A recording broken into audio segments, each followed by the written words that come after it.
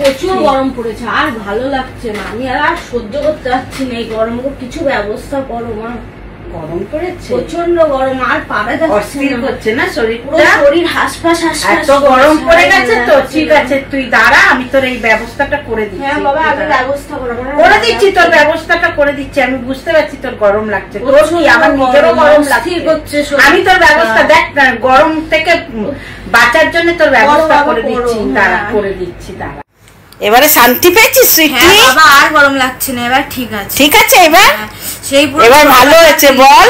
সত্যি কথা, ছোটবেলায় এরকমই করতাম, তোকে আর দাদাকে যেই গরম পড়তো দুজনকে এরকমই চুল কাটিয়ে দিতাম। ছোটবেলায় তো রাগ হতো চুল কেটে দিলে, কিন্তু এখন বিশ্বাস করো ফিলিংটা একটু ভালো, যে যাক আর গরম লাগছে না। গাইস তোমরাও এটা করে দেখতে পারো।